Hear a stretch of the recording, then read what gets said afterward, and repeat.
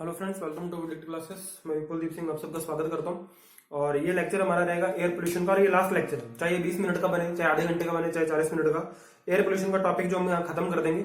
इसके बाद में हमारा जो सीवेज है, सीवेज स्टार्ट हो जाएगा। और सीवेज के जितने मिनिमम लेक्चर्स और इंपॉर्टेंट टॉपिक के हैं वो मैं आपको प्रोवाइड कराऊंगा। ठीक है जी, चलिए स्टार्ट करते हैं एयर पोल्यूशन। लास्ट लेक्चर में मेरे को जहां तक याद है, मैंने आपको ग्रेविटेशनल आपका जो सेटलिंग चैम्बर था ये कंप्लीट करवा दिया था ना। और ये भी बोला था कि ग्रेविटेशनल सेटलिंग चैम्बर से आपके क्वेश्चन भी पूछा जा सकता है। अच्छा, एक ना थोड़ा सा देखना, MIC अगर मैंने आपको गैस लिखवाई है ना, MIC मिथाइल आइसोसाइनाइड, अगर मैंने बोल दिया है या लिख दिया है तो आप MIC को देखो मिथाइल आइसोसाइनेट करेंगे। इसे क्या करेंगे? साइनेट। मैंने टेलीग्राम ग्रुप पे तो अपडेट कर दिया है, फिर भी आप लोग देखो चेक कर लेना। कई बार क्या होता है, चीजें मिस प्रोनाउंस हो जाती हैं या मिस स्पेल हो जाती हैं, दिमाग में कुछ और रहता है। देखो पढ़ाने वाले को तो क्या आगे ये भी ध्यान रखना है कि मेरे को नेक्स्ट सेंटेंस क्या बोलना है, ये भी ध्यान रखना है कि मेरे को टॉपिक कितना खींचना है, सारा कुछ रहता है दिमाग में। इसलिए हो गया होगा, आप ध्यान रखा करो इन चीजों। और हो जाती है ना कोई तो बताया करो, देखो है ना। गलती तो हाथ जोड़ के स्वीकार करनी चाहिए, और गलती मानने वाला इंसान छोटा नहीं होता, बड़ा होता है। ठीक है जी। मिथाइल आइसोसाइनाइड अगर मेरे से मिस प्रोनाउंस हुआ है या मिस राइट हुआ है, अगर लिखा भी बोर्ड पे गलत गया तो आप उसको चेक कर लेना। ऐसे ही वो स्टैंडर्ड और सस्पेंडेड वाला था, देख लेना, वो सस्पेंडेड है ना। फ्लो के अंदर बहुत सारी चीजें गलत बोली भी जाती है। चलिए आज हम आगे बढ़ते हैं और हम सेकंड जो अपना पोल्यूशन कंट्रोल डिवाइस है उसके बारे में बात करते हैं। और वो है आपका सेंट्रीफ्यूगल आपका ये है कलेक्टर, भी इसे बोला जाता है सेंट्रीफ्यूगल कलेक्टर, और इसी को सेंट्रीफ्यूगल सेपरेटर भी कहा जाता है। ठीक है जी, सेपरेटर भी। और इसी के साथ यहां पर इसका एक सेकंड पोर्शन भी पॉसिबल है, और वो है आपका डायनेमिक, वो उसे बोला जाएगा आपका डायनेमिक। ठीक है जी, डायनेमिक कलेक्टर। बात समझ में आ रही है आपको? सेंट्रीफ्यूगल है, यहां पर दोनों के अंदर ही जो आपका एक्शन यूज होगा वो सेंट्रीफ्यूगल फोर्स रिस्पॉन्सिबल होगा पार्टिकल्स को रिमूव करने के लिए। बात समझ में आ रही है? अभी हम क्या कर रहे हैं, सबसे पहले हमने पढ़ना स्टार्ट किया है आपका जो आपके पार्टिकल रिमूवल है ना, पर्टिकुलेट मैटर है आपका जो एनवायरमेंट के अंदर पॉल्यूटेंट की फॉर्म में घूम रहा है, उसे हम सेपरेट कर रहे हैं। और उसके लिए हमने पहला पढ़ा था ग्रेविटेशनल सेटलिंग चैम्बर, जहां मैंने कल आपको बताया था कि एफिशिएंसी आपकी कितनी होगी भैया। एफिशिएंसी ग्रेविटेशनल सेटलिंग चैम्बर में 50% से कम है। और आप ये जानते हो कि उसके फायदे ज्यादा है, लेकिन उसके फायदे कब है? जब आपका पर्टिकुलेट का साइज जो है ना वो क्या है, ज्यादा है। पर्टिकुलेट का साइज जो है भैया वो ज्यादा है, मतलब बड़े साइज के पार्टिकल के रिमूवल के लिए ग्रेविटेशनल सेटलिंग चैम्बर काम में आता है ना। अब हम आ रहे हैं थोड़ा सा सेंट्रीफ्यूगेशन की तरफ। सेंट्रीफ्यूगेशन में देखो क्या है, यहाँ पर ना जो पार्टिकल साइज रेंज है वो मैं सबसे पहले आपको लिखवा देता हूँ। देखो पार्टिकल साइज रेंज क्या है, ये है आपकी 5 to 25 माइक्रोन मीटर। इतने साइज के पार्टिकल तो यहाँ पर इस बीच के आपके रिमूव हो जाएंगे पूरी तरीके से। एफिशिएंसी की अगर मैं बात करूं तो एफिशिएंसी इसकी है 50 से 90% के बीच में। और अगर इंडिविजुअली पूछ लिया जाए कि भाई इसकी ज्यादा होगी या इसकी ज्यादा होगी, ठीक है, तो देखो ऊपर वाला जो है ना, ऑब्वियस सी बात है कि यहाँ पर क्या है, इसकी जो है ना आपको एफिशिएंसी वो क्या मिलेगी, कम मिलेगी। ऊपर वाले की 50 के आसपास मिलेगी, और 90 के आसपास अगर आपका जाएगा ना तो ये आपका डायनामिक प्रिसिपिटेटर। बात समझ रहे हो क्या? प्रिसिपिटेटर है ये, है ना, प्रिसिपिटेटर। इसकी ज्यादा जाएगी, 90 के आसपास इसकी एफिशिएंसी जाएगी, इसकी नहीं जाएगी। तो ध्यान रखना अगर एफिशिएंसी मैच करवाए। देखो मैच करने वाले क्वेश्चन आजकल काफी फेमस है, और ईएस के अंदर पूछ रहे रहते हैं ना, इंजीनियरिंग सर्विसेज के अंदर पूछा गया वो कई बार, तो ध्यान रखना ये। चलिए स्टार्ट करते हैं हम लोग। सबसे पहले ऊपर वाला पोर्शन पढ़ेंगे। अगर मैं बात करूं इनकी सेंट्रीफ्यूगल कलेक्टर और सेपरेटर की, तो ये आपको सेपरेटर जो है आपके क्या पढ़ेंगे, डिजाइन में कैसे हैं, सिंपल है। ठीक है जी, सबसे पहली बात। दूसरा इकोनॉमिकल है। चलिए जी, तीसरी बात, जब ये सिंपल है, इकोनॉमिकल है, तो एफिशिएंसी इसकी कितनी है, 50 से 90 के बीच में रहेगी। ये बात भी हमें समझ में आती है। अच्छा जी, अप टू 90 डिग्री सेंटीग्रेड की अगर आपके पास क्या है, गैसेस भी हैं जिनका टेम्परेचर इस रेंज के आसपास है ना, 90 डिग्री के आसपास का टेम्परेचर अगर गैसेस का है, उसे भी आप सेंट्रीफ्यूजेशन जो आपका कलेक्टर है या मैं बोलूं सेपरेटर, इससे आप अलग कर सकते हो। ठीक है, बात समझ में आ रही है? ज्यादातर ये जो है आपका ऊपर वाला है ना, ऊपर वाला जो है सेंट्रीफ्यूगल कलेक्टर या सेंट्रीफ्यूगल जो आपका क्या है, सेपरेटर, ये कब यूज किए जाते हैं? ये यूज किए जाते हैं आपके सीमेंट, ठीक है, सीमेंट से रिलेटेड आपकी कोई इंडस्ट्री है तो वहां यूज किया जाएगा। अगर आपकी फर्टिलाइजर से रिलेटेड कोई इंडस्ट्री है तो वहां यूज किया जाएगा। ठीक है जी, बात समझ रहे हो? सीमेंट इंडस्ट्री के अंदर तो बहुत काम का है सेंट्रीफ्यूगल कलेक्टर जो है आपका। ठीक है, नेक्स्ट पॉइंट मैं आपको बताता हूं इसके बारे में। यहां पर एक प्रेशर लॉस होता है, और वो प्रेशर लॉस याद रखेंगे 2.5 से 20 सेंटीमीटर के आसपास होता है। ठीक है जी, आपने देखा होगा कि मेरा पढ़ाने का ज्यादा तरीका यही है कि मैं आपको कंसेप्चुअल के साथ साथ जो भी होते हैं ना आपके डेटा, जो है डेटा रिलेटेड टॉपिक पे मैं ज्यादा फोकस करता हूँ। क्यों? देखो कॉन्सेप्ट तो आपको सेंट्रीफ्यूजेशन पता ही चल रहा है कि भैया यहाँ पे सेंट्रीफ्यूगल फोर्स जो है वो रिस्पॉन्सिबल है ना। जैसे ग्रेविटेशनल सेटलिंग चैम्बर था ग्रेविटी। मेरा मकसद क्या है, आपको डेटा देना। जिन लोगों के पास बुक्स नहीं है या जो डेटा कलेक्ट नहीं कर पा रहे, उनको मैं डायरेक्टली ये डेटा देना। बात समझ में आ रही है? प्रिंसिपल तो आप समझ ही गए होंगे। लो जी, मैं आपको बता देता हूं कि जब भी क्या होगा, इनलेट से कोई भी गैस एंटर करेगी या आपका कोई भी पर्टिकुलेट मैटर, ऊपर वाले की बात कर रहा हूं, मैं नीचे वाले क्वेश्चन पे नहीं गया। नीचे वाला है आपका डायनेमिक प्रिसिपिटेटर, इस पे मैं नहीं गया, ऊपर वाले की बात कर रहा हूं। इनलेट में अगर आपकी गैस है 90 डिग्री सेंटीग्रेड टेम्परेचर की या आपका कोई पर्टिकुलेट मैटर है, तो भैया इसका देखो क्या होगा। क्या जो आपकी इनलेट वेलोसिटी है, ठीक है, बात समझ रहे हो क्या? इनलेट वेलोसिटी है, इसे हम क्या करते हैं, इसे हम सेंट्रीफ्यूगल फोर्स से किसमें कन्वर्ट कर लेते हैं, इसे हम स्पिनिंग, समझ रहे हो? स्पिनिंग का मतलब घुमाना, और किस डायरेक्शन के, वोर्टेक्स। बात समझ रहे हो क्या भैया? वोर्टेक्स मोशन, स्पिनिंग करवाते हैं हम उसकी। इनलेट से जो भी गैस आई उसकी वेलोसिटी को हमने किसमें कन्वर्ट कर लिया, स्पिनिंग वोर्टेक्स। हमने उसको गोल गोल घुमाकर, ठीक है, समझ रहे हो, गोल गोल घुमा के हमने उसका क्या किया, स्पिनिंग मोशन करवाया। वोर्टेक्स मोशन क्या होता है, जब पार्टिकल जो होते हैं एक किसी भी, मैंने क्या बोला भैया, वोर्टेक्स मोशन क्या है, एक जब पार्टिकल कैसा, जब उसका पाथ ट्रैक करते हैं तो सर्कुलर मोशन कर रहा होता है, ठीक है जी। तो वोर्टेक्स मोशन जैसे आप क्या करते हो, देखो होगा आपने, फ्री वोर्टेक्स और फोर्स वोर्टेक्स भी होते हैं। वॉश बेसिन से जो पानी निकलता है घूम घूम कर जाता है ना, समझ रहे हो? और साइक्लोन जो आते हैं, साइक्लोन, समझ रहे हो, वोर्टेक्स मोशन, उस तरीके का मोशन मैं बता रहा हूं आपको। यहाँ पे मैं ज्यादा सिविल में घुसना नहीं चाह रहा, इसलिए मैं डिटेल में समझा नहीं रहा। बात समझ में आई? वेलोसिटी जो है, इनलेट वेलोसिटी, उसे हमने क्या किया, स्पिनिंग वोर्टेक्स घुमाकर उसे क्या कर लिया, सेपरेट कर दिया। होता क्या है, मैंने आपको बोला कि सपोज दैट ये आपका कोई चैम्बर है, ठीक है जी। इस चैम्बर के अंदर ये आपके कुछ यहाँ पर लगे हुए हैं, ठीक है, ये आपके प्रिसिपिटेटर्स लगे हुए हैं, बात कर लेते हैं, या कलेक्टर ने बोल दो। तो मान लो किसी भी साइड से, आपकी इस साइड से मैंने बोला आपको इनलेट वेलोसिटी, किसी भी वेलोसिटी से आपकी गैस आई या पर्टिकुलेट मैटर आया, जब ये एंटर करेगा, बात समझ रहे हो, जब ये एंटर कर जाएगा, एंटर करते ही इसकी जो वेलोसिटी होगी, इसको आपने किसमें कन्वर्ट करना है, सेंट्रीफ्यूगल फोर्स के अंदर, घुमाकर गोल।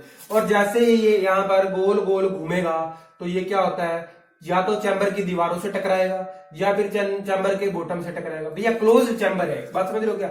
एक तरीके का क्लोज चैम्बर मैंने आपको बना के दे दिया। लो, इसमें आपको और ज्यादा, इस व्यू के अंदर और ज्यादा समझ में आएगा, है ना। यहाँ पे टकराया, यहाँ पे टकराया, ये टकराएगा जब इधर उधर चैम्बर की दीवारों से, तो क्या होगा, इसको क्या होगा, नीचे की तरफ जाने के लिए एक फोर्स मिलेगा, और वही फोर्स जो है हमारा क्या कर देगा, इस पार्टिकल को पूरा सेपरेट कर देगा, ठीक है। गोल घुमाया हमने, घूमने की वजह से ये चैम्बर की दीवारों से टकराया, और टकराता हुआ, पता तो है ना आपको, इस तरीके का जो आपका मोशन होता है, हमने क्या किया, इसको सेंट्रीफ्यूजेशन करवाया। अब ये सेंटर की तरफ जाता जाता एकदम से क्या हो जाएगा, नीचे गिर जाएगा। इस तरीके से अलग करते हैं। यहां पर आपका सेंट्रीफ्यूगल फोर्स रिस्पॉन्सिबल है पर्टिकुलेट मैटर को सेपरेट करने के लिए। इसका फॉर्मूला आपको पढ़ना पड़ेगा, और इस फॉर्मूले के ऊपर जहां तक मुझे उम्मीद है, मैंने पेपर देखा था, आपको क्वेश्चन मिल सकता है। बात समझ लो, 3 एरिया है एयर पोल्यूशन से न्यूमेरिकल पूछने के। पहला तो आपका मैंने आपको बता चुका हूं मैं, गाउस डिस्ट्रीब्यूशन वाला फॉर्मूला। जब वो क्या करेगा, स्टैक की हाइट आपकी 0 करवाएगा, उस कंडीशन के अंदर, इन्वर्जन की कंडीशन में न्यूमेरिकल दे सकता है। दूसरा आपका एयर पोल्यूशन से कन्वर्जन का बनता है, माइक्रोग्राम पर मीटर क्यूब से आपका कन्वर्जन करवा सकता है पीपीएम में, बात समझ लो, मिलीग्राम पर लीटर में। 2 न्यूमेरिकल हुए। और तीसरा एरिया बनता है पोल्यूशन कंट्रोल डिवाइसेस के अंदर, जो मैंने आपको लास्ट ग्रेविटेशनल सेटलिंग चैम्बर में भी फॉर्मूला दिया था, और यहां भी एक सेंट्रीफ्यूगल फोर्स का मैं फॉर्मूला दूंगा, उस पर न्यूमेरिकल बन सकता है। बस इतना ही पोर्शन है, उसके अलावा एयर पोल्यूशन से न्यूमेरिकल नहीं बनेगा। और न्यूमेरिकल बनेगा तो भैया इस बार सीवेज से ही बनेगा, ठीक है जी। सीवेज से बनेगा, या फिर आपका वाटर ट्रीटमेंट से बन सकता है, अल्कलिनिटी से बन सकता है, हार्डनेस से बन सकता है, ठीक है जी। इसका फॉर्मूला लिखेंगे, आप लोग नोट करेंगे। फॉर्मूला है सेंट्रीफ्यूगल फोर्स का, Fc is equal to mt multiply by v square I upon r, ठीक है जी। यहां पर जो आपका Fc है, ये क्या रिप्रेजेंट कर रहा है, ये सेंट्रीफ्यूगल फोर्स जनरेटर को। देखो एक चीज बताऊं आपको, ये चीजें ना कठिन है, डिवाइस जो है ना आपको पढ़ने में आसान लग रहे हैं, लेकिन ये कठिन है, वास्तव में कठिन है। पूरे एयर पोल्यूशन के अंदर सबसे ज्यादा टाइम है ना मेरे को भी इनको समझने में, इनका प्रिंसिपल समझने में, इनका डेटा याद रखने में, इनके नोट्स तैयार करने में मेरे को भी टाइम लगा, बात समझ लो। और मैंने पूरे नोट्स भी नहीं मेरे से तैयार हो पाए, याद नहीं रहता, भूल जाते भैया। कितने, लगभग आप ये मानकर चलो, आपने अभी तक पार्टिकल रेंज 50 से ऊपर पढ़ ली, और 50 से ऊपर पार्टिकल रेंज जो है ना विद यूनिट याद रखना असंभव काम है, समझ रहे हो। क्योंकि आप सीवेज भी पढ़ रहे हो, वाटर ट्रीटमेंट भी पढ़ रहे हो, म्युनिसिपल सॉलिड वेस्ट भी पढ़ रहे हो, हर जगह पे डेटा ही डेटा तो है, ये याद रखना बहुत मुश्किल है। तो ये टॉपिक जितना आसान समझ रहे हो ना, उतना ही मुश्किल है, और टेढ़ा टॉपिक है ये, क्वेश्चन जरूर कैरी करेगा इस बार, ठीक है। ये क्या है, आपका सेंट्रीफ्यूगल फोर्स है, एफ सी। वी जो है, वी स्क्वायर आई जो है, ये आपकी क्या है भैया, इनलेट वेलोसिटी। बात समझ में आ रही है क्या, इनलेट वेलोसिटी। और आर क्या है आपकी, आर आपकी साइक्लोन की रेडियस है। बात समझ रहे हो क्या, साइक्लोन की क्या है ये रेडियस। भैया पार्टिकल की रेडियस नहीं है, मैंने बता दे रहा हूं आपको। जो साइक्लोन अंदर कन्वर्ट ये इस तरीके से चल रहा है ना पार्टिकल, जो ये साइक्लोन बन रहा है अंदर, इस साइक्लोन की रेडियस क्या है आपको, आर है। वी स्क्वायर आई क्या है, इनलेट वेलोसिटी। और एमपी में बता देता हूं आपको, ये मास होगा, ठीक है, मास ही है, ओबेस है, मास है ये आपका किसका, पार्टिकल का। ठीक है, जिस भी पार्टिकल का आपका कंसर्न है निकालना है, जिसे सेपरेट करना है, उसका क्या है, मास है। ठीक है, ये तो बात हुई हमारी सेंट्रीफ्यूगल कलेक्टर की। सेंट्रीफ्यूगल कलेक्टर के बारे में इतनी इंफॉर्मेशन बहुत है, सीमेंट इंडस्ट्री के ऊपर होता है, सिंपल है ये डिजाइन के लिए, 90 डिग्री सेंटीग्रेड टेम्परेचर तक गैसों को रिमूव कर देता है। ठीक है, और होता क्या अंदर इसके, आपने हमने समझ ही लिया, सेंट्रीफ्यूजेशन करवाएंगे, पर्टिकुलेट मैटर जो है वो क्या होंगे, चैम्बर की दीवारों से टकराएंगे और फिर बॉटम की तरफ नीचे चला जाएगा। इस तरीके से काम करता है। ठीक है जी, अब हम आपका जो नीचे बचा हुआ पोर्शन है कौन सा, इसी के अंदर सेंट्रीफ्यूगल कलेक्टर, जो आपका सेंट्रीफ्यूजेशन वाला पोर्शन है, इसमें डायनेमिक प्रिसिपिटेटर है। प्रिंसिपल इसके अंदर भी सेम यूज हो रहा है, बस आपको कॉन्सेप्ट जो है वो थोड़ा सा बिल्कुल हल्का सा फर्क है, वो मैं आपको डिलीवर करता हूं। डायनेमिक प्रिसिपिटेटर का ना मैं डायग्राम बनाता हूँ, उस डायग्राम से ही आपको ये समझ में आ जाएगा पूरा का पूरा। कुछ भी नहीं है, बहुत सिंपल है ये। देखो इसमें हो क्या है, कुछ इस तरीके से आपका ये डायनेमिक प्रिसिपिटेटर जो है दिखाई देगा आपको। यहां पर क्या है, यहां पर कुछ ऐसे क्या लगे हुए हैं, वेन्स लगी हुई है। वेन्स जानते हो ना, वेन्स जैसे टरबाइन के अंदर ब्लेड्स होती हैं, सेम उसी तरीके से यहाँ पे टरबाइन लगी हुई है, मतलब टरबाइन में सॉरी क्या लगी हुई है, वेन्स लगी हुई है। और ये एक मान लो मैंने आपको बोला किसी एक सेंटर आपका क्या है, व्हील है जिससे एक कनेक्टेड है वेन्स, ठीक है, चारों तरफ। अब क्या होता है, जो भी पार्टिकल इसके अंदर आएगा वो पार्टिकल क्या करता है, उसके अंदर भी क्या होगा, स्पिनिंग होगी। स्पिनिंग होगी मतलब उसके अंदर क्या होगा, वोर्टेक्स मोशन होगा, वो भी घूमेगा। और जब वो घूमेगा तो सेम क्या कॉन्सेप्ट वही है, क्या वो इधर भी टकराएगा, उधर भी टकराएगा, नीचे भी टकराएगा, यहाँ भी टकराएगा, और टकराते हुए कहां जाएगा, बॉटम की तरफ जाएगा। कॉन्सेप्ट इज इक्वली सेम जैसा आपने पहले पढ़ा है। बट आपका जो डायनेमिक प्रिसिपिटेटर है ये 7 टाइम्स मोर, देखो यहां पर एक डेटा फिर से आ गया, 7 टाइम्स मोर इफेक्टिव है ना। जो आपने ऊपर पढ़ा ना सेंट्रीफ्यूगल कलेक्टर, उससे क्या है 7 गुना ज्यादा भैया ये आपका क्या है, इफेक्टिव है। ठीक है जी, 7 गुना ज्यादा इफेक्टिव है। फिर ये यूज कौन सी जगह होगा अगर इतना ज्यादा इफेक्टिव है, तो आपकी सेरामिक इंडस्ट्री, जहां पर आपका पार्टिकल साइज रेंज जो है बहुत ही छोटे साइज के पार्टिकल होते हैं, और ये उस जगह पर यूज इसलिए किया जाता है क्योंकि ये अप टू 90% तक एफिशिएंसी आपको दे देता है पर्टिकुलेट मैटर रिमूव करने के अंदर। सेरामिक इंडस्ट्री के अलावा ये आपका फार्मास्यूटिकल कंपनियों में भी यूज किया जाता है। याद रखेंगे, फार्मास्यूटिकल कंपनियां जो है आपकी, उनके अंदर भी ये यूज किया जाएगा। मैं फिर से कह रहा हूं, स्पेलिंग मेरी मिस्टेक हो सकती है। चलिए, 7 टाइम्स मोर इफेक्टिव देन आपका कौन सा, सेंट्रीफ्यूगल कलेक्टर और सेपरेटर से। डायनेमिक प्रिसिपिटेटर 7 गुना ज्यादा अच्छा है, 90% तक एफिशिएंसी है, सेरामिक इंडस्ट्री और फार्मास्यूटिकल कंपनीज के अंदर यूज हो रहा है। कॉन्सेप्ट कुछ भी नहीं है, वेन्स है यहाँ पर, वेन्स के आपको वेन्स के थ्रू क्या होगा, पार्टिकल घूमेगा इन वेन्स के अंदर, और इसके अंदर क्या होगा, सेंट्रीफ्यूगल फोर्स ज्यादा जनरेट होगा पहले वाले की बजाय। जब ऐसा असेंबली आपने ऐसी बना दी जिसके अंदर क्या हो रहा है, मैकेनिकली आप फोर्स अप्लाई कर रहे हो। मैकेनिकली का मतलब क्या, डायनेमिक मोशन हो रहा है, ठीक है, पावर से रोटेट हो रहा है ये चीज, और पार्टिकल क्या हो रहे हैं, रिमूव हो रहे हैं, इतनी सी बात है। ठीक है जी, आगे बढ़ते हैं, हम नेक्स्ट अब डिस्कस करते हैं। चलिए नेक्स्ट पढ़ते हैं, और नेक्स्ट है आपका वेट स्क्रबर और साइक्लोनिक स्क्रबर बोल सकते हो आप, वेंचुरी स्क्रबर भी बोल सकते हो, ठीक है जी, और वेट स्क्रबर भी बोल सकते हो। ये कई तरीके का है, ठीक है, आपको पढ़ना है और ये इंपॉर्टेंट है, बिल्कुल जी बिल्कुल। पोल्यूशन कंट्रोल डिवाइसेस बहुत इंपॉर्टेंट है, पूछे जा सकते हैं। और नेक्स्ट है आपका, इसका नाम है, इसे आप बोल सकते हो वेट स्क्रबर और कलेक्टर, ठीक है जी। सबसे पहला नाम जो है इसका wet scrubber, wet scrubbers. Scrub की स्पेलिंग क्या होती है भैया, मेरी स्पेलिंग मेरी गड़बड़ होने लगी आजकल। स्क्रब, स्क्रबर्स, ठीक है जी। आपका सबसे पहला है वेट स्क्रबर्स, और इन्हें बोला जाता है कलेक्टर्स, ठीक है जी, कलेक्टर्स भी बोला जाता है, वेट स्क्रबर्स, और आप इसे क्या बोल सकते हो, ठीक है, और इसे आप बोल सकते हो कलेक्टर भी, और इसके बाद में आप इसे बोल सकते हो वेट साइक्लोन स्क्रबर भी बोल सकते हो। आप इसे क्या बोल सकते हो, वेट साइक्लोन स्क्रबर। बात समझ रहे हो क्या, स्क्रबर नाम बहुत सारे एक तो इनके, ये बड़े परेशान करते हैं। फिर आप इन्हें क्या बोल सकते हो, वेंचुरी स्क्रबर भी बोल सकते हो, ठीक है जी, वेंचुरी स्क्रबर भी बोल सकते हो। और इसके अलावा इसका एक और नाम भी है, बस इतने ही, बस भैया बस। एक नाम रह गया बीच में, देखो बहुत सारे नाम है, आपको याद रखने पड़ेंगे, मेरे को तो खुद को बहुत परेशानी हो रही है। स्प्रे टावर, जितना मेरा जोर इन टॉपिक को पढ़ाने में लगा है ना, इतना मेरा और किसी को नहीं पढ़ाने में लगा, ठीक है जी। नेक्स्ट है आपका वेंचुरी स्क्रबर। आज मैं प्लूम की फोटो भी लेके आया हूं। चलिए जी, बात करते हैं इनके बारे में। सबसे पहले तो देखो वेट स्क्रबर और कलेक्टर्स है, इनका ही नाम है। फिर इन्हें वेट साइक्लोन स्क्रबर भी बोला जाता है। फिर उसके बाद में इनको स्प्रे टावर भी बोल दिया और वेंचुरी स्क्रबर भी बोल दिया। ठीक है, बात समझ में आती है। तीन अलग अलग पार्टिकल रेंज है जो आपको याद रखनी होंगी, वो है आपकी 10। सबसे पहले आपको यहां रखना होगा याद, ये है आपका 10 माइक्रोन। फिर उसके बाद में है आपका 2.5 माइक्रोमीटर। चलिए जी, और लास्ट में है माइक्रोमीटर है, माइक्रोन नहीं ओनली, और 0.5 माइक्रोन मीटर। चलिए, तीनों पार्टिकल साइज रेंज याद रखेंगे। ये पूरी यूनिट एक ही है, ठीक है। वेट साइक्लोन स्क्रबर और आपका वेट स्क्रबर और कलेक्टर जो भी हैं, ये आपकी यूनिट क्या है, एक ही है। और इसके लिए पार्टिकल साइज रेंज कितनी है, 10 माइक्रोमीटर। फिर अगर मैं बात करूं स्प्रे टावर की, इसके लिए 2.5 माइक्रोमीटर की। और आप देख रहे हो वेंचुरी स्क्रबर जो है आपका, स्क्रबर लिख दिया मैंने, देखो स्क्रबर, वेंचुरी स्क्रबर जो है ये आपका कितने को रिमूव करेगा, 0.5 माइक्रोमीटर साइज के पार्टिकल्स को भी क्या कर देगा, ये आपका रिमूव कर देगा। अब चलते बात करते हैं एफिशिएंसी की। अगर मैं एफिशिएंसी की बात करूं तो इसकी एफिशिएंसी लेस देन 80%, यहां पर एफिशिएंसी लेस देन 80%। और 0.5 माइक्रोमीटर जो आपका वेंचुरी स्क्रबर है, यहां पर एफिशिएंसी जो है आपको कितनी मिलेगी भैया, ये एफिशिएंसी मिलती है आपको लेस देन 99%। इसका मतलब हम एक बात तो समझ गए कि सबसे ज्यादा इस सीरीज के अंदर सक्सेसफुल चीज कौन सी है, वेंचुरी स्क्रबर। ठीक है जी, वेंचुरी स्क्रबर याद रखना है, सबसे ज्यादा सक्सेसफुल चीज है।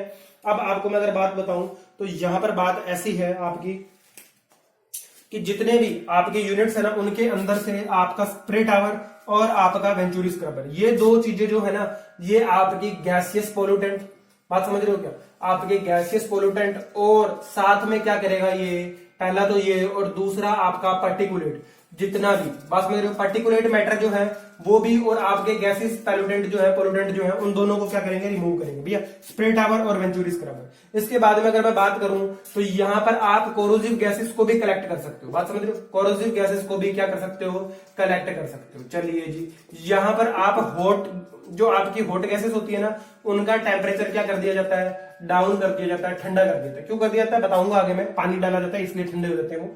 चलिए, इसके बाद में आपको बताऊं, इनका थोड़ा सा मेंटेनेंस कठिन है।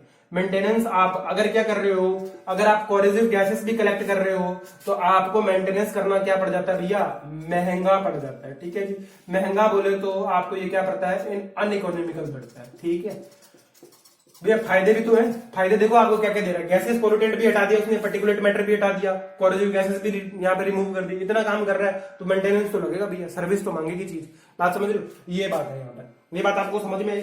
चलिए आगे बढ़ते हैं और बात करते हैं, यहाँ पर आपको क्या ध्यान रखना है, यहां पर आपको ध्यान रखना है कि जब आप इस तरीके के काम करते हो, देखो वेट यहां पर भी आया, जब भी आप वाटर ऐड करोगे तो आपको एक बात तो मालूम पड़ ही गई होगी कि जब वेस्ट पोल्यूटेंट के साथ कोई वाटर भी निकल रहा है अगर, तो वो वाटर भी क्या होगा, आपका वेस्ट ही होगा ना, ऑब्वियस सी बात है। वेस्ट प्रोडक्ट के साथ निकल रहा है तो वाटर भी क्या है आपका, वेस्ट वाटर में कन्वर्ट हो जाएगा। और यहाँ पर डिस्चार्ज के लिए आपको जगह भी ज्यादा चाहिए होगी, हेडरूम लार्ज रिक्वायर्ड होगा। और फिर देख रहे हो, जब वाटर ही वेस्ट होने लग गया तो फिर तो हमारा मतलब समझ रहे हो, एफिशिएंसी ऑटोमेटिकली कम है। एक सेपरेट यूनिट्स हमें रखनी पड़ जाएंगी वाटर के लिए कि भैया यहाँ पे वाटर चाहिए। अब हम थोड़ा सा प्रिंसिपल की बात करते हैं, प्रिंसिपल से ना आपको ये चीज और अच्छे से समझ में आ जाएगी। देखो है ना, जो ऊपर वाला पोर्शन है ना, सबसे पहले मैं उसका बताता हूँ, उसका क्या प्रिंसिपल है, क्या किया जाता है उसके अंदर। चलिए, ऊपर वाले जो आप देख रहे हो, सबसे पहले वाला वेट साइक्लोन स्क्रबर, इनके अंदर क्या होता है, देखो इनके अंदर ना आपकी असेंबली कुछ इस तरीके की होती है।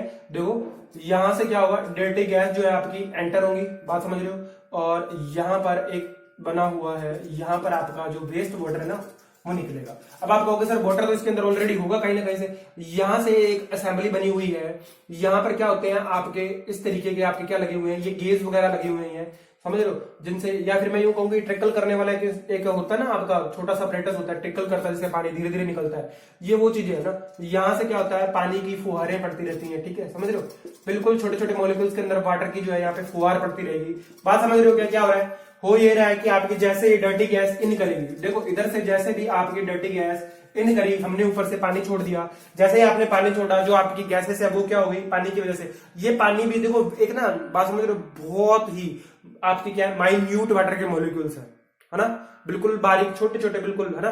प्रेशर तो आपको पता है किस हिसाब से रखा जाएगा इनको इस पार्टिकल के अंदर, आपने देखा हुआ है ट्रिकलिंग करते हुए, ठीक है, पानी जब ट्रिकल करके निकलता है ड्रॉप बाय ड्रॉप, और बिल्कुल यहाँ पर क्या हो रहा है, ड्रॉप बाय ड्रॉप निकल रहा है ना पानी, तो यहाँ पर क्या होगा, जितनी भी डर्टी गैसेज है उनके ऊपर ये पानी पड़ेगा, वो क्या हो गई, वेट हो गई। अब जैसे ही वेट होगी तो भाई क्या उनकी डेंसिटी बढ़ गई होगी, क्या बिल्कुल जी उनकी डेंसिटी बढ़ी होगी, और डेंसिटी बढ़ने के कारण वो पानी के साथ क्या करती है, नीचे यहाँ पर निकल जाती है। आपने इसे क्या बोल दिया, वेस्ट वाटर। पहला कॉन्सेप्ट तो ये, ठीक है, प्रिंसिपल आपको समझ में आया, पानी का इस्तेमाल किया गया, डर्टी गैसेस आई, उनके ऊपर पानी डाला, उनको हैवी किया और बाहर निकाल लिया, हमने सेपरेट कर लिया। चलिए नेक्स्ट, अगर आपने क्या किया है, स्प्रे टावर यूज किया है, वेंचुरी स्क्रबर यूज किए हैं, और अगर वहां पर आप क्या कर रहे हो, MnO यूज कर रहे हो या पोटेशियम यूज कर रहे हो, बात समझ रहे हो क्या, वाटर की जगह पे अगर आप कोई एक्वस मीडियम यूज कर रहे हो, एक्वस मीडियम का मतलब वो है जो आपका पानी की फॉर्म में आप क्या कर रहे हो, यहाँ पर यूज कर रहे हो, लेकिन गिर क्या रहा है, ऊपर से मैग्नीज गिर रहा है, पोटेशियम गिर रहा है, तो ये तो आपको पता ही है, मैग्नीज जो होता है इसके अंदर प्रॉपर्टी होती है ना ऑक्सीडाइज होने की। अब ये क्या करता है, इंप्यूरिटीज को अपनी तरफ अट्रैक्ट करता है, ये बात हम पहले भी पढ़ चुके हैं, मैग्नीज के लिए तो हम बहुत बार पढ़ चुके हैं, आज मेरे को लगता है मैंने चौथी या पांचवी बार मैग्नीज को पढ़ लिया। अच्छा जी, मैं एग्जांपल देता हूं आपको, जब हम रिंकलर टेस्ट करते हैं ना, रिंकलर टेस्ट डिसॉल्व्ड ऑक्सीजन निकालने के लिए, वहां पे मैग्नीज सल्फेट यूज हुआ है। कारण यही है, मैग्नीज की दोस्ती ऑक्सीजन के साथ बहुत अच्छी है, जितनी बॉन्डिंग इसकी ऑक्सीजन के साथ अच्छी है उतनी किसी की अच्छी नहीं है, ठीक है जी। तो ये क्या करता है, ऑक्सीडाइज होने की प्रॉपर्टी बहुत ज्यादा है। एक्वस मीडियम अगर यहाँ पर छोड़ दिया जाता है तो क्या होता है, आपकी एफिशिएंसी जो है ना, एफिशिएंसी इस मेथड की बढ़ जाती है। लेकिन एक प्रॉब्लम सबसे बड़ी ये आती है कि जब आप क्या करते हो, यहां पर एक्वस मीडियम यूज करते हो, वेट यूज करते हो, तो क्या होता है, जो आपको आपकी जो स्टैक है, भैया देखो इंस्ट्रूमेंट है, पोल्यूशन कंट्रोल डिवाइस है, कहीं ना कहीं पे स्टैक के अंदर ही फिटिंग करी हुई होगी इनकी। स्टैक के अंदर जब इन्हें आप फिट कर देते हो तो जो आपकी गैसेस होती है, हम क्या चाहते हैं, पॉल्यूटेंट को राइज करवाना, जो निकलने वाले थे नीचे वो तो निकल गए, लेकिन जिनको हम अपर एटमोस्फेयर के अंदर खत्म करना चाहते थे, ऊपर भेजना चाहते थे, क्या अब वो ऊपर जा पाएंगे स्टैक में से, नहीं जाते। ये आपकी सबसे बड़ी इसकी क्या है, डीमेरिट। याद रखेंगे कि wet scrubber, venturi scrubber use करो, चाहे आप स्प्रे टावर यूज करो, इन सब के अंदर सबसे बड़ा डिसएडवांटेज क्या है, पूछा जा सकता है एग्जाम में, कि यहां पर जो पॉल्यूटेंट आपके स्टैक के अंदर से राइज करके एटमोस्फेयर के अंदर जाके क्या होना चाहिए था, डिस्पर्जन होना चाहिए था, अब वो क्या हो रहे हैं, डर्टी वेस्ट वाटर के साथ निकल रहे हैं। क्योंकि यहां से निकलने वाले वेस्ट वाटर को भी तो आप क्या करोगे, कहीं ना कहीं पे स्टॉर्म वाटर रिवर के अंदर डाल दोगे। भैया स्टॉर्म को कहां डालोगे आप, रिवर के अंदर डाल दोगे इस डिस्चार्ज को। भैया ये ड्रेनेज आपने रिवर में ऐड कर दिया और पता है आपको ऐसे ऐसे पॉल्यूटेंट इसके अंदर, तो क्या होगा, बीमारियां फैलेंगी ना, भयंकर बीमारियां फैलेंगी। बात समझ में आ रही है। चलिए जी, ये आपका थर्ड था टॉपिक। अब इसी के अंदर पोल्यूशन कंट्रोल डिवाइस के अंदर हम नेक्स्ट हमारे जो है, एक तो बचा है आपका क्या बोलते हैं इसको, फैब्रिक फिल्टर और इलेक्ट्रोस्टैटिक प्रेसिपिटेटर। 2 यूनिट और बची हैं, 3 यूनिट हो गई है, ठीक है जी। फिर आपके पर्टिकुलेट मैटर जो है वो पर्टिकुलेट मैटर का कंट्रोल जो है हो जाएगा पूरी तरह से। फिर हम चलेंगे गैसेस की तरफ। चलिए जी, नेक्स्ट आगे बढ़ते हैं। और आपका फोर्थ पॉइंट जो है, फैब्रिक फिल्टर या इलेक्ट्रोस्टैटिक प्रेसिपिटेटर। कौन सा पढ़ो, पहले इलेक्ट्रोस्टैटिक प्रेसिपिटेटर पढ़ाते हैं। चलिए, इलेक्ट्रोस्टैटिक प्रेसिपिटेटर, बात समझ रहे हो, प्रेसिपिटेटर खत्म कर देंगे आज, एयर पोल्यूशन को खत्म होके रहेगा, तब तक मैं बंद नहीं करूंगा इस वीडियो को आज। चलिए, इलेक्ट्रोस्टैटिक प्रेसिपिटेटर के बारे में बात करते हैं। यहां पर जो आप ये पार्टिकल है वो रिमूव हो जाते हैं जो 1 माइक्रोमीटर से बड़े। एफिशिएंसी की बात करूं अगर मैं, तो ये 95 से 95% तक आपको पोल्यूटेंट के रिमूव में क्या करता है, एफिशिएंसी देता है। चलिए, पहला फायदा 1 माइक्रोमीटर से बड़े पार्टिकल। दूसरा फायदा, एफिशिएंसी काफी अच्छी है। तीसरा फायदा आपका क्या है, हाई टेम्परेचर। भैया हाई टेम्परेचर रेंज के अंदर काम करती है ये चीज, समझ रहे हो। अब दोनों जो बचे हुए ना लास्ट वाले हमारे, एक तो ये इलेक्ट्रोस्टैटिक प्रेसिपिटेटर और लास्ट फैब्रिक फिल्टर, दोनों ही हाई टेम्परेचर में काम करते हैं। हाई टेम्परेचर रेंज कितनी भैया, 300 से लेके 450 डिग्री सेंटीग्रेड टेम्परेचर रेंज के अंदर आपका इलेक्ट्रोस्टैटिक प्रेसिपिटेटर काम करता है। चलिए, अच्छा कब तक ये फायदेमंद है, जब तक आप देखो एडहेसिव गैसेस की अगर मैं बात करूं, एडहेसिव गैसेस, या आप ये बोल दो कि कोरोसिव गैसेस जो है वो अगर आप रिमूव नहीं कर रहे, या आपका जो पॉल्यूटेंट है स्टैक के अंदर वो इस तरीके का नहीं है, भैया अगर वो कोरोसिव नेचर का नहीं है, एडहेसिव नेचर का नहीं है, तो बात है सही, ठीक, अच्छी बात है, चलता रहेगा काम। अगर एडहेसिव नेचर का है, कोरोसिव है, तो आपको क्या करना पड़ेगा भैया, मेंटेनेंस कराना पड़ेगा, जल्दी आपको मेंटेनेंस कराना पड़ेगा। ये आपको क्या पड़ेगा फिर, इन अनइकोनॉमिकल पड़ेगा। बात समझ में आ रही है क्या, अनइकोनॉमिकल पड़ेगा। चलिए, प्रिंसिपल की बात करते हैं थोड़ी सी इसका, कि प्रिंसिपल कैसा है। प्रिंसिपल भैया ऐसा है कि जब कोई भी आपका पर्टिकुलेट मैटर, ठीक है जी, पर्टिकुलेट मैटर को मैं यहाँ पे ले रहा हूं, वैसे यहाँ पर आप देख ही रहे हो इलेक्ट्रोस्टैटिक प्रिसिपिटेटर, ये वेट और ड्राई दोनों कंडीशन में काम करता है, ठीक है जी। वेट और ड्राई दोनों तरीके के आपके अगर क्या है पर्टिकुलेट मैटर है ना, तो उसे क्या कर देगा, ये रिमूव कर देगा, चाहे गीला हो चाहे ड्राई हो, दोनों को निकाल देगा। चलिए पार्टिकल यहां पर देखो, अगर आपका क्या है पर्टिकुलेट मैटर है, और ये पर्टिकुलेट मैटर जो है ना आपका, देखो जब क्या होगा किसी आयोनाइज्ड जोन के अंदर, ये बोल दिया मैंने, ये जो जोन है ना आपका, ये कैसे है, आयनाइज्ड जोन है, बात समझ में आ रही, आयनाइज्ड जोन है। तो इस जोन के अंदर क्या होगा, जैसे ही आपकी गैसेस और पोल्यूटेंट जाएंगे, ये तो हम जानते हैं कि पोल्यूटेंट अगर गैसेस ये कुछ भी है, कोई भी एनी ए टू जेड, चाहे आपने हाइड्रोकार्बन पढ़ा, चाहे आपने सस्पेंडेड पर्टिकुलेट मैटर पढ़े, चाहे आपने कार्बन के ऑक्सीडेशन जो ऑक्साइड स्टेट है वो पढ़ी, चाहे आपने सल्फर की पढ़ी, सब के ऊपर चार्ज है ना भैया, चार्ज तो है ना।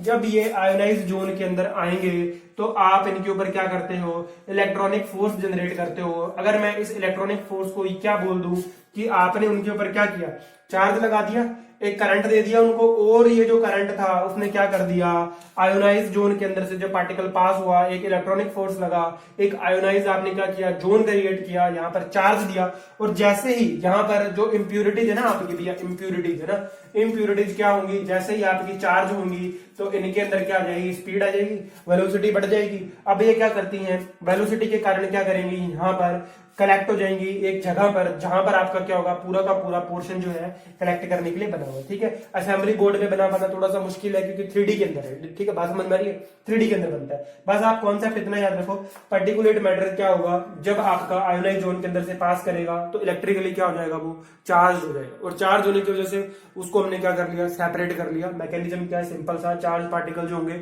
वो क्या होंगे, थोड़े से हैवी हो जाएंगे, बात समझ में आ रही है। आयोनाइज जोन से पास हुए, मान लो किसी की स्टेट क्या थी, +1 थी, आपने उसको +2 में भेज दिया भैया, अगर उसके अंदर ऑक्सीडाइज होने की प्रॉपर्टी थी, वेट था, तो उसने क्या कर लिया होगा, आयोनाइज जोन के अंदर से पास होते हुए दूसरे इंप्योरिटीज और पर्टिकुलेट मैटर को क्या कर लिया होगा, इकट्ठा कर लिया। देखो कोई केमिकल रिएक्शन तो यहाँ पर हो नहीं रही, सिर्फ पार्टिकल से पार्टिकल जुड़ रहे हैं। अगर मैं इस चीज को फ्लोकुलेशन बोल दूं तो क्या दिक्कत है, क्या नहीं है भैया, फ्लो की तो बन रहे हैं, एक पार्टिकल दूसरे पार्टिकल से जुड़ेगा, ऑब्वियस सी बात है जब चार्ज होगा तो। और जोड़ने की प्रोसेस को हमने कोएगुलेशन भी बोला और फ्लोकुलेशन भी बोला, वही काम हो रहा है यहाँ पे, बिल्कुल वही काम हो रहा है। ये आपका होता है इलेक्ट्रोस्टैटिक प्रिसिपिटेटर। अब हम आगे बढ़ते हैं और बात करते हैं आपका फैब्रिक फिल्टर्स की बात करते हैं, ठीक है जी। फैब्रिक फिल्टर के बारे में मैं आपको बताता हूं थोड़ा सा। फैब्रिक फिल्टर का सबसे बड़ा फायदा तो ये है कि आप यहाँ पर फैब्रिक फिल्टर में सबसे छोटे साइज के पार्टिकल जो है, जितने भी छोटे, उनको आप क्या कर लेते हो, रिमूव कर लेते हो। चाहे वो छोटा पार्टिकल है, चाहे वो आपका गैसियस पोल्यूटेंट है, कुछ भी है। और भैया अभी देखो महंगा भी है, पहले बता दूं मैं आपको, है ना। बाद में कहो कि सर हमने तो लगा लिया आपके कहने पे, फैब्रिक फिल्टर लगा लिया, अब आप आओ इसको सुधारने के लिए, है ना। बात ऐसी है, फैब्रिक फिल्टर जो होता है वो आपका यही काम करता है, लेस देन 1 माइक्रोमीटर साइज के पार्टिकल, ठीक है। ये मैंने 1 माइक्रोमीटर से छोटे पार्टिकल के लिए भी आपका क्या करेगा, ये काम करेगा, रिमूव होंगे यहाँ पे। एफिशिएंसी आपको क्या मिलती है, एफिशिएंसी आपको लेस देन 99% मिलती है भैया, 100% आप ये मान सकते हैं यहाँ पर एफिशिएंसी मिलती है, ठीक है जी। आगे बढ़ते हैं और बात करते हैं फैब्रिक फिल्टर के अंदर क्या होगा, आपको एफिशिएंसी है, सबसे ज्यादा एफिशिएंसी अगर मैं बात करूं तो ये आपको देगा पर्टिकुलेट मैटर के अंदर। पर्टिकुलेट मैटर अगर आप इसे रिमूव कर रहे हो तो आपको एफिशिएंसी ज्यादा देगा। और अगर पर्टिकुलेट मैटर के साथ कहीं पे भूले बिसरे भी अगर गैस आ गई ना, अगर गैसियस पोल्यूटेंट आ गया, बात समझ लो, गैसियस पोल्यूटेंट आ गया तो उसे ये छोड़ेगा नहीं, उसका तो ये फेवरेट है। मतलब एक आदमी को आपने बोला कि भैया नॉन वेजिटेरियन हो क्या, उसने बोला हाँ हूं, अगर इंक्वायरी कर रहा है तो नहीं हूं, अगर ऑफर कर रहा है तो हूं नॉन वेजिटेरियन। बात समझ में आ रही है, दो चीजें होती है। तो यहां पर वही केस हुआ है, यहां पर फैब्रिक फिल्टर क्या बोल रहा है, अरे पर्टिकुलेट है क्या, उसने बोला हाँ, चलो फिर तो ठीक है। क्या तेरे पास गैस तो नहीं है ना, उसने बोला ना ना गैस तो है मेरे पास, बस फिर और क्या चाहिए था। यहां पर फैब्रिक फिल्टर ने पर्टिकुलेट को भी पकड़ लिया और गैसियस पोल्यूटेंट दोनों को पकड़ लिया एक साथ, और पकड़ करके क्या कर दिया, रिमूव कर दिया। तो सबसे ज्यादा एफिशिएंसी फैब्रिक फिल्टर की, और फैब्रिक फिल्टर के बाद इलेक्ट्रोस्टैटिक प्रेसिपिटेटर की, ठीक है जी। और इलेक्ट्रोस्टैटिक प्रेसिपिटेटर के बाद किन पे जाएंगे, वेट स्क्रबर पे, उल्टा चल रहा है, फिर साइक्लोनिक पे, और फिर कहा जाएंगे हम ग्रेविटेशनल सेटलिंग चैम्बर, ठीक है जी। बात समझ में, इस तरीके से अगर एफिशिएंसी के फॉर्मेट में आपको अरेंज करने का आ जाए तो आप इस तरीके से कर सकते हो, इजी है, कठिन नहीं है। पर्टिकुलर साइज पे आ जाए अरेंज करना तो भी आप कर सकते हो। देखिए भैया कॉन्सेप्ट क्या है यहाँ पर फैब्रिक फिल्टर का, हम थोड़ा सा चलते हैं इसके प्रिंसिपल की तरफ चलते हैं और इसका प्रिंसिपल पढ़कर इसको खत्म कर देते हैं। देखो जी है क्या हो रहा है यहाँ पर फैब्रिक फिल्टर। फिल्टर से तो आपको नाम में समझ में आ रहा है, मुझे तो एक ही चीज याद आती है, शिमुजुडो एक लेयर, ठीक है जी। और आपके कहां पर स्लोजार्ड फिल्टर के अंदर और रैपिड फिल्टर में भी बनती है। फिल्टर देखो जब भी कोई फिल्टर की बात करी जाती है तो आप ये तो समझ जाया करो कि एक छलनी है, कोई ना कोई एक छलनी है जिसमें से हम क्या कर रहे हैं, कुछ ना कुछ पास करवा रहे हैं। इसके अंदर फैब्रिक फिल्टर में क्या होता है, जब आपका इस तरीके का आपका जो फिल्टर है ना, ये इस तरीके की जाली लगाई जाती है, ये फैब्रिक की होती है वैसे, ठीक है। फैब्रिक होता है कि इस तरीके का कि जब इसमें से पर्टिकुलेट मैटर जो ना आपका पास करेगा, पर्टिकुलेट मैटर का पहले इनिशियल स्टेज की बात कर रहा हूं, पर्टिकुलेट मैटर जब पास करता है इसकी जालियों के अंदर फंसना शुरू हो जाता है। इस कंडीशन में क्या होता है, पर्टिकुलेट मैटर तो यहाँ पे रुक गया क्योंकि उसका साइज था बड़ा, रुक गया जी, यहाँ पे रुक गया। और जो आपकी गैस थी वो क्या हो गई, यहां से पास हो गई इनिशियल स्टेज के अंदर। लेकिन देखो सेम वैसे ही जैसे आपके रो वाटर के अंदर क्या हुआ था, सबसे पहले मैकेनिकल स्ट्रेनिंग हुई थी, पार्टिकल्स बड़े ऊपर रुके थे, सेम वैसे ही पर्टिकुलेट मैटर यहाँ पर जाली के ऊपर रुक गया। अब जब ये रुक गया तो क्या गैसियस पोल्यूटेंट जो यहाँ पर छोटे साइज के पार्टिकल है, क्या अब धीरे धीरे वो भी रुकने लग जाएंगे क्या, बिल्कुल रुकने जाएंगे। और हम यही चाहते हैं, हम क्या करते हैं यहां पर एक इलेक्ट्रोस्टैटिक चार्ज भी अप्लाई करते हैं। बात समझ में आ रही है क्या, इलेक्ट्रोस्टैटिक मतलब पावर तो यहां पर चाहिए ही चाहिए, ठीक है जी। इलेक्ट्रोस्टैटिक चार्ज आपने अप्लाई किया हुआ है जिसकी वजह से क्या हो रहा है, फिल्टर के अंदर करंट बह रहे हैं, उन करंट के अंदर क्या हुआ, सबसे पहले पर्टिकुलेट मैटर आपका फंसा, गैसेस पास हो गई इनिशियल स्टेज में। लेकिन बाद में क्या हुआ, इन पर्टिकुलेट मैटर के फंस जाने के बाद में इस फिल्टर के अंदर सेम जैसी आपकी शिमुजुडेक लेयर है वैसी एक लेयर बन गई। वहां पर शिमुजुडेक लेयर मैंने इसलिए बोला था क्योंकि वहां पर बायोलॉजिकल एक्टिविटीज हो रही थी। यहां पर फिल्टर की जो मेम्ब्रेन है, यहाँ पर्टिकुलेट मैटर के साथ अब गैसेस भी रुक गई और गैसेस भी क्या हो रही है, इलेक्ट्रोस्टैटिकली चार्ज हो रही है और चार्ज होकर क्या हो रही है, रिमूव हो रही है। बात समझ में आ रही है। ये छोटा सा कॉन्सेप्ट है फैब्रिक फिल्टर्स का। याद रखने वाली चीज क्या है, यहाँ पर एक बैग हाउस भी बनाया जाता है, ठीक है जी। उस बैग हाउस के अंदर क्या होता है, आपकी जो फिल्टर यूनिट है ना, ऐसी एडवांस में एक दो यूनिट और भी रखी जाती है। चलिए जी, अब अगर बात करें फैब्रिक फिल्टर का तो ये आपका 450 से लेके 950 डिग्री सेंटीग्रेड टेम्परेचर तक काम कर सकता है, बहुत हाई टेम्परेचर रेंज पर काम करता है।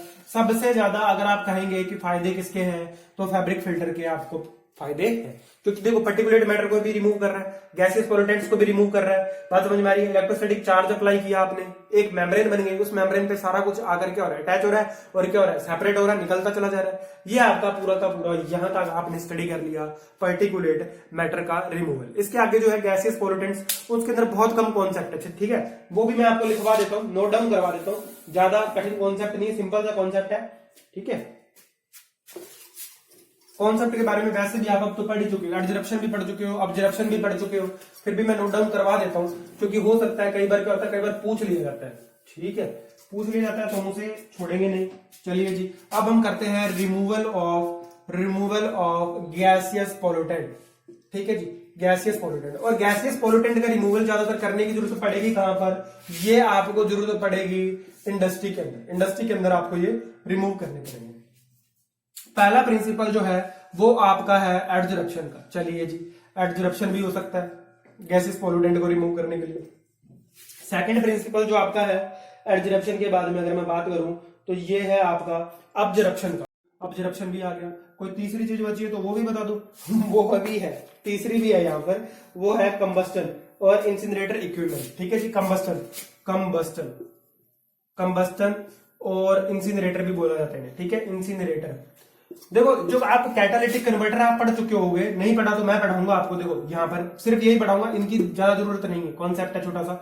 कंबस्टर और इंसिनरेटर जो है यहाँ पर कैटालिटिक कन्वर्टर यूज किए जाते हैं। कैटालिटिक कन्वर्टर क्या होता है, इसके अंदर सेम यही चीज होती है, जलाने वाला, मतलब आग से लगती है, ठीक है। साइलेंसर देखा ना आपने, व्हीकल्स का साइलेंसर, वहां पर आपकी कैटालिटिक कन्वर्टर फिट किए जाते हैं। और ये कैटालिटिक कन्वर्टर तो देखो, कैटालिटिक नाम समझ में आ रहा है ना, कैटालाइट, मतलब यहाँ पे प्लेटिनम भी लगी होती है भैया, यहाँ पर ऐसी मेटल लगाई जाती है जो बहुत ही खतरनाक होती है, ठीक है। इसके बारे में भी बात करते हैं, चलिए वन बाय वन बात करेंगे।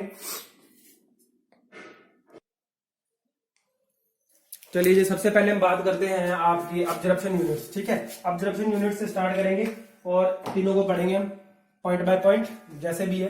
बहुत अच्छा कंटेंट मैं आपको दे रहा हूँ, ठीक है, सीधा सीधा सिंपल दे रहा हूँ, कॉन्सेप्ट समझा रहा हूँ आपको, पार्टिकल साइज दे रहा हूँ और बता दे रहा हूँ कि आपको कैसे क्वेश्चन मिलेगा, ठीक है जी। चलिए, लास्ट वीडियो है तो थोड़ी सी मेहनत ज्यादा लग रही है, कोई बात नहीं, आप लोग भी मेहनत करना, ठीक है। चलिए नेक्स्ट आपका जो है गैसियस पोल्यूटेंट रिमूव करना चाह रहे हैं, और सबसे पहले हम यूनिट जो पढ़ने वाले हैं वो हम पढ़ेंगे अब्जर्प्शन यूनिट। ठीक है जी, अब्जर्प्शन यूनिट के बारे में पढ़ेंगे सबसे पहले। अच्छा, अब्जर्प्शन प्रिंसिपल जो है ना आपका, ये पहले भी काम आ चुका है ना, कई जगह काम आ चुका है।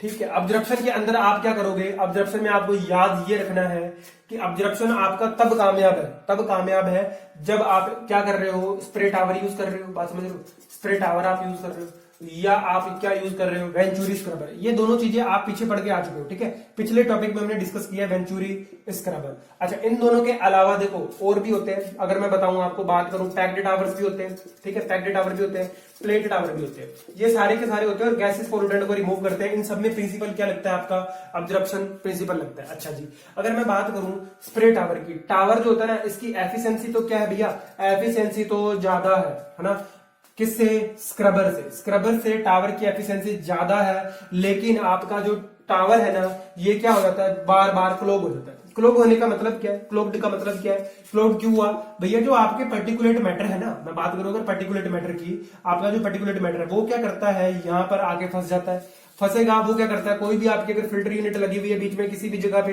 जो रिमूव कर रही है चीजों को, है ना, उसके अंदर क्या होंगे, क्लॉग हो जाते हैं पर्टिकुलेट मैटर जो है, और इनको क्या करना पड़ता है, फ्रिक्वेंटली क्लीनिंग भी इनकी जरूरत होती है। ठीक है, यहाँ पर जो हम यूनिट्स की बात करने वाले हैं वो है आपके पैक्ड टावर और प्लेट टावर की वगैरह की बात करेंगे हम, इनके ऊपर किस तरीके से प्रिंसिपल, क्योंकि स्प्रे टावर और वेंचुरी स्क्रबर की बात हम पूरी की पूरी पीछे कर चुके हैं। चलिए जी, बताता हूं मैं क्या खेल है यहाँ पर, क्या होने वाला है।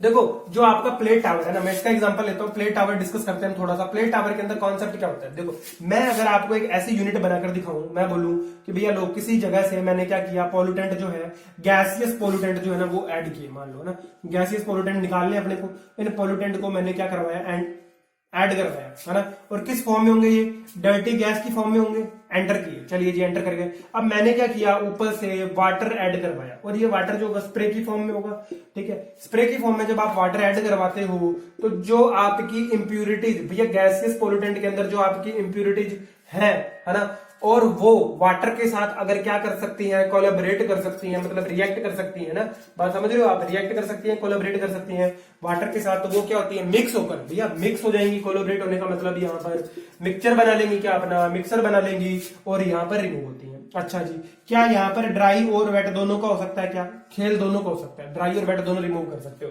जितनी भी इंप्यूरिटीज है, जब आपने आपका सॉल्वेंट जो है क्या यूज किया, वाटर यूज किया, उस कंडीशन के अंदर आपको प्लेट टावर से 3 गैसें मेनली मिलती है, और वो होती है आपकी अमोनिया, ठीक है जी, दूसरी गैस होती है आपकी Cl2, और तीसरी गैस मैं चेक कर लेता हूं, मैं गलत ना लिखा दूं, उससे ज्यादा बढ़िया है, और तीसरी गैस है आपकी SO2। तीनों गैसें याद रखेंगे अगर आपने प्लेट टावर्स यूज किए हैं और उनमें आपने क्या किया है, सोलवेंट जो है क्या कौन सा यूज किया, वाटर यूज किया है, तो आपको 3 गैसेस मेनली मिलती है। अच्छा जी, ये आपका पूरा का पूरा क्या है, ऑब्जर्वेशन यूनिट है।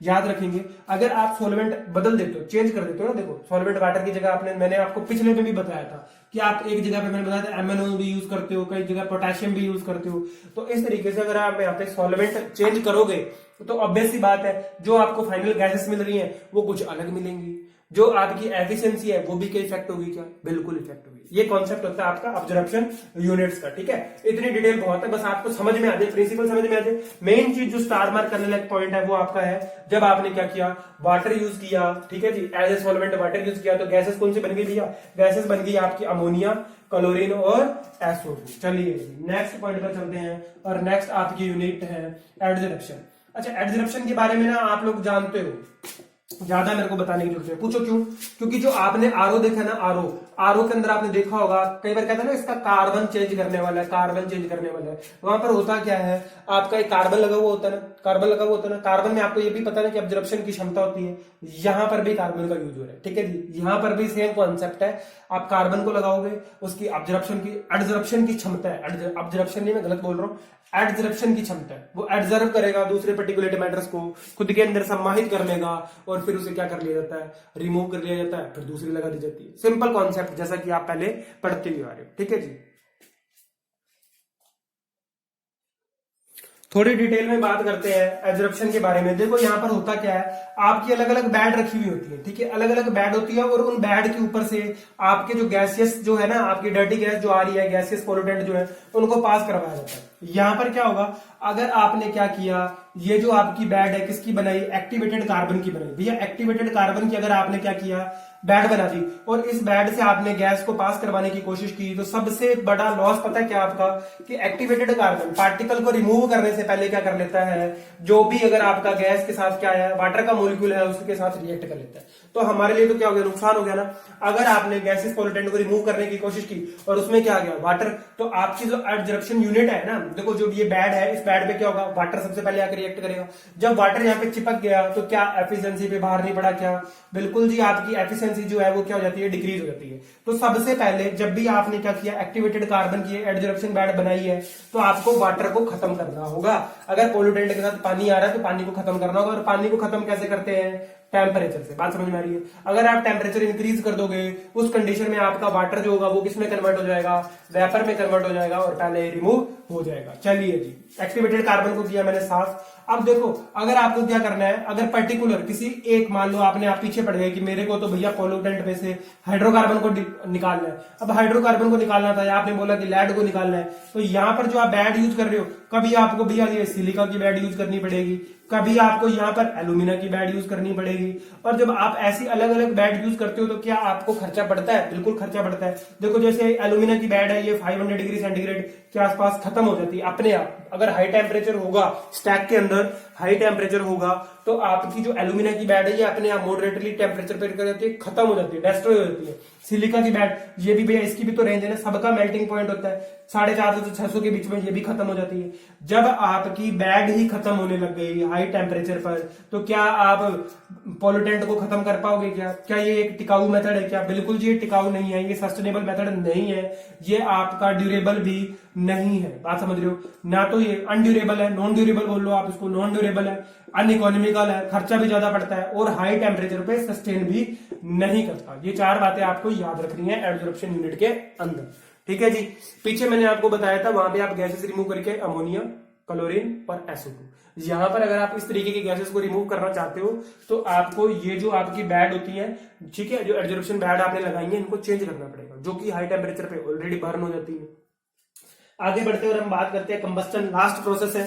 ठीक है जी, कंबस्टन की बात करते हैं। मैं आपको बता देता हूँ कंबस्टन क्या होता है और किस तरीके से काम करेगा। फिर हम पढ़ेंगे ऑटोमोबाइल से कौन कौन सी आपकी गैसेस निकलती हैं। चलिए जी, वीडियो लंबा हो रहा है, कोई बात नहीं, लेकिन आज खत्म करके छोड़ेंगे बस। आज सोच लिया कैटलिस्ट, ठीक है, कैटलिस्ट कन्वर्टर बोल लो आप। चलो इसको पहले कंबस्टन लिख लो, फिर बात करेंगे कैटलिस्ट की। ठीक है, कंबस्टन, जलाना, कंबस्टन प्रोसेस। चलिए बात करते हैं कंबस्टन प्रोसेस की। मैं एक डायग्राम बनाता हूँ और इस डायग्राम से आपको पूरी की पूरी प्रोसेस जो है ना समझ में आ जाएगी कि यहाँ पे हो क्या है। देखो, है ना, ये एक चैम्बर है आपका और इस चैम्बर के अंदर मैं यहाँ पर क्या कर रहा हूँ, यहाँ पर मैंने फायर, आग लगाने के लिए एक डिवाइस लगाया हुआ है और इस डिवाइस से क्या हो रही है आपकी, ये आपकी फायर यहाँ से पैदा हो रही है। ठीक है जी, समझिए, आग यहाँ से लग रही है और यहाँ पर जो टेम्परेचर है ना इसके अंदर देखो कितना है, यहाँ पर आपका हॉट पॉल्यूटेड गैसेस भी आएंगी, हॉट पॉल्यूटेड गैसेस एंटर करेंगे इधर से।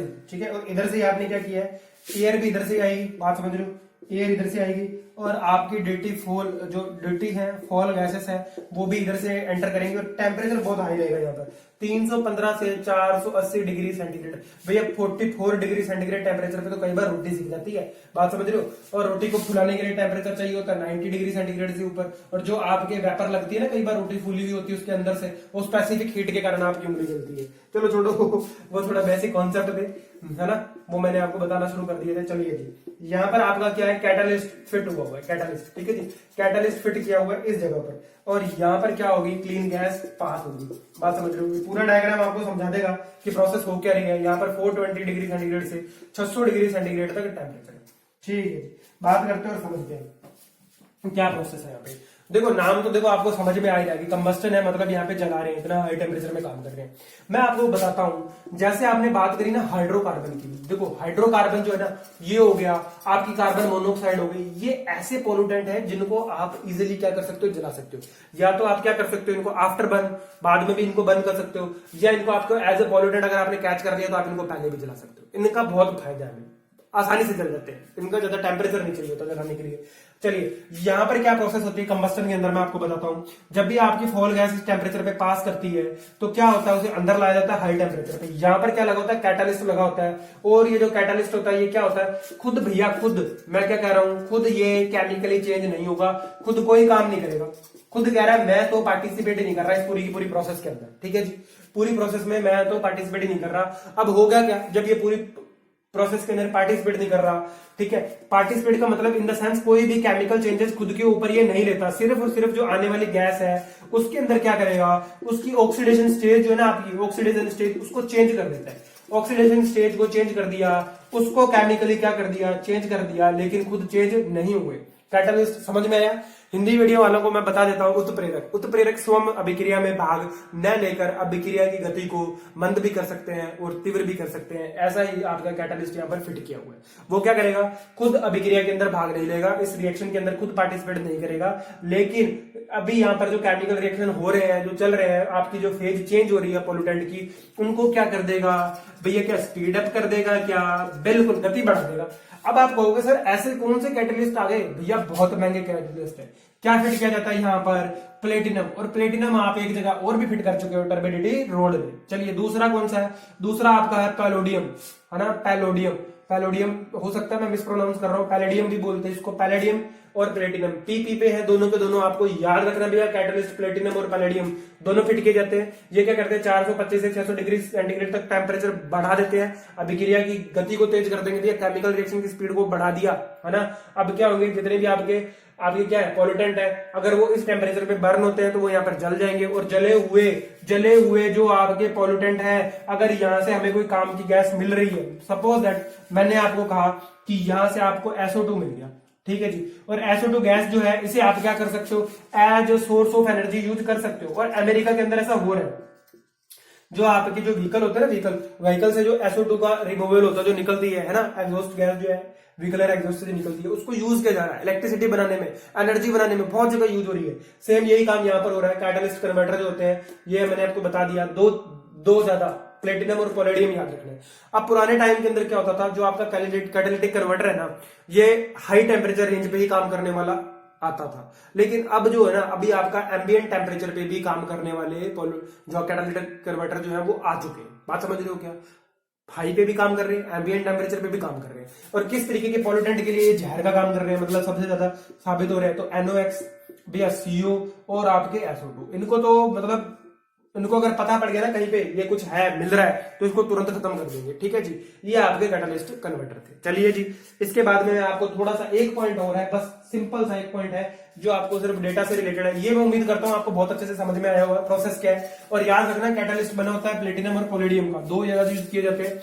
अब मैं आपको बता देता हूँ जो व्हीकल एग्जॉस्ट निकलता है उससे ना जो पॉल्यूटेंट है कौन से और उनका कितना कॉन्सेंट्रेशन आपको याद रखना है, ठीक है। डेटा है, कुछ भी नहीं है, सिंपल डेटा है, पर आ जाएगा यहाँ से क्वेश्चन, लगता है मुझे, उम्मीद है इस बार पूछ लिया जाए। चलिए जी, याद रखेंगे ऑटोमोबाइल के अंदर पॉल्यूटेंट की रेंज, कार्बन मोनोऑक्साइड की रेंज है आपकी 0.52, ये है आपकी 6.4%, याद रखेंगे पहला डेटा।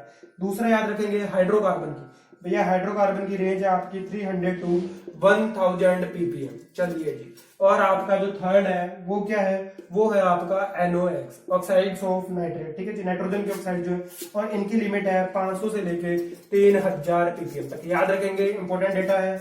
इसके बाद में आपके क्या है बता देता हूं मैं आपको, 4 व्हीलर और 2 व्हीलर और 3 व्हीलर और 4 व्हीलर के लिए, ठीक है। जो आपके 2 पहिया और 3 पहिया वाहन है उनके लिए कार्बन मोनोऑक्साइड की रेंज दी हुई है और वो है 4.5%। और अगर मैं बात करूं 4 व्हीलर की, तो 4 व्हीलर की जो आपकी रेंज है कार्बन मोनोऑक्साइड की, वो ये तो देखो, ये तो है सेपरेट, लेकिन आपको 2 और 3 व्हीकल के लिए पूछे तो कार्बन मोनोऑक्साइड की रेंज 4.1, 4 व्हीलर के लिए पूछे तो ये 3% बन गया। बस इतना याद रखना है, इससे ज्यादा कुछ भी नहीं।